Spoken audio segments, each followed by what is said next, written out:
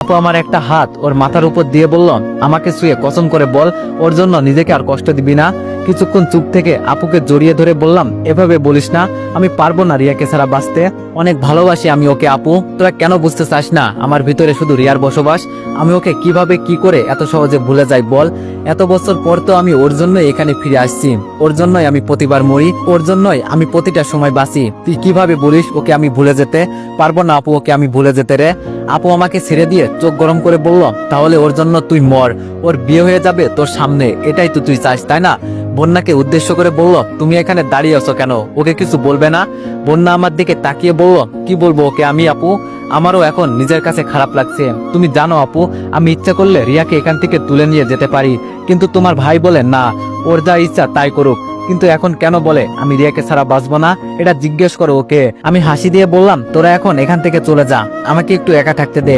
আমার কষ্ট আর তোরা কি বুঝবি, বুকের ভেতরটা যদি কেটে দেখাতে পারতাম তাহলে হয়তো ঠিকই বুঝতি। তবে হ্যাঁ, যাকে ভালোবাসি তাকে কেনই বা জোর করব।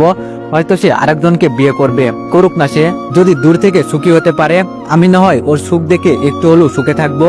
আপু আমার কাছে বসে আমার চোখের দিকে তাকিয়ে বলল, ভাই বোঝার চেষ্টা কর তুই, আম্মু এখানে এসে কিছুক্ষণ তোর এই অবস্থা দেখে কান্না করে গেছে, পরে কেউ সন্দেহ করার আগে আমি এখান থেকে পাঠিয়ে দিয়েছি। এখন যদি তুই এভাবে নিজেকে কষ্ট দিস তাহলে আমাদের কেমন লাগবে বল।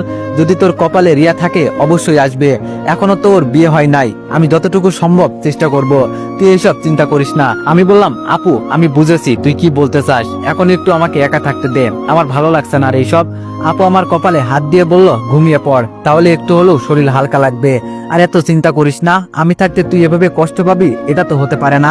আপু কিছুক্ষণ পর আমার পাশ থেকে চলে গেল, এখন শুধু বন্যা দাঁড়িয়ে আছে। আমি ওর দিকে তাকিয়ে বললাম, কিরে তুই যাস না কেন, নাকি তুইও আমাকে জ্ঞান দিয়ে যাবি কিছুক্ষণ। বন্যা আমার পাশে বসে আমার দিকে তাকিয়ে বলল, খুব কষ্ট হচ্ছে না তোর।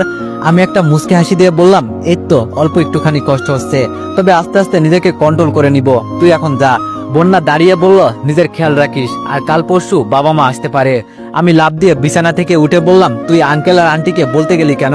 বন্যা বলল, চুপ কর বেয়াদব, তুই এভাবে আমার চোখের সামনে কষ্ট পেয়ে পেয়ে শেষ হয়ে যাবি, আর আমি কিনা সেটা দাঁড়িয়ে দাঁড়িয়ে দেখবো, তোর মনে হয় সবকিছু তছনছ করে ফেলবো।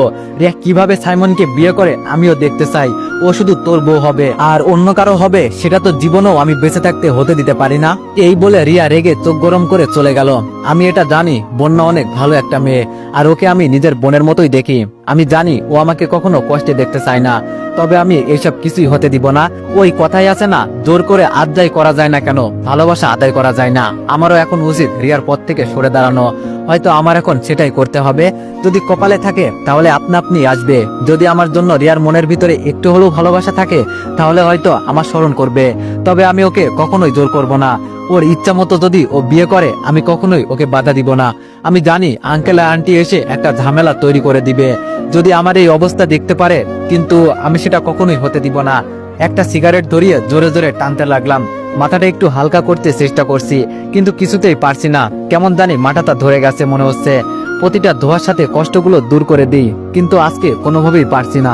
আজকে মনে হচ্ছে জানো, সুখগুলো ধোয়ার সাথে দূর হয়ে যাচ্ছে আর কষ্টগুলো আমাকে চেপে ধরছে। এখন রাত বাজে প্রায় 12টার মতো, হাতে এক প্যাকেট সিগারেট নিয়ে ছাদের রেলিং ধরে উপরে বসে আছি। এখান থেকে নিচে তাকালে যে কেউ ভয়ে পড়ে যাবে, কিন্তু আমার ভিতরে এখন তেমন কোনো ভয় কাজ করছে না। মন বলছে এখান থেকে যত তাড়াতাড়ি মরতে পারি আমার জন্যই ভালো। কার জন্য এখন আর বেঁচে থাকবো, যাকে ভালোবাসি সে যদি অন্য কারো পাশে থাকে সেটা দেখে কি কখনো সহ্য করতে পারবো, এর চেয়ে মরে যাওয়াই অনেক ভালো। একটার পর একটা সিগারেট শেষ করে ফেলছি। জীবনে কত কষ্টই আসুক না কেন, এই সিগারেট সাথে থাকলে একটু হলেও নিজেকে হালকা লাগে। আশেপাশে সবকিছু একদম নীরব, চারিদিকে কোনো কথা নাই, সবকিছু একদম নিরিবিলি। মাঝে মাঝে কয়েকটা পাখির কিচির মিচির আওয়াজ আসছে, আকাশে চাঁদের আলোয় তারাগুলো মিটমিট করে জ্বলছে।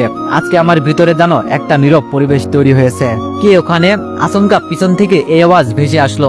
আমি পিছনে তাকিয়ে দেখি একটা মেয়ে দাঁড়িয়ে আছে, তবে কেমন জানি খুব চেনা চেনা লাগছে। চাঁদের আলোয় ওর মুখটা একদম জলজল করে জ্বলছে। একবার দেখেই বুঝে গেছি এটা যে রিয়া, একমাত্র ওকে এই চাঁদের আলোয় খুব সুন্দর মানায়। আমি এবার সামনে তাকিয়ে সিগারেট মুখে নিয়ে চুপ করে বসে আছি।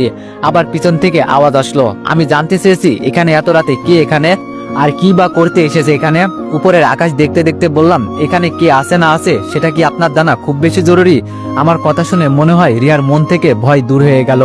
আস্তে আস্তে রিয়া আমার দিকে এগিয়ে আসলো, আমার কাছে এসে ফোনের লাইটটা আমার মুখের দিকে ধরলো, আর সাথে সাথেই রিয়া আমার মুখ থেকে সিগারেট নিয়ে নিচে ফেলে দিল।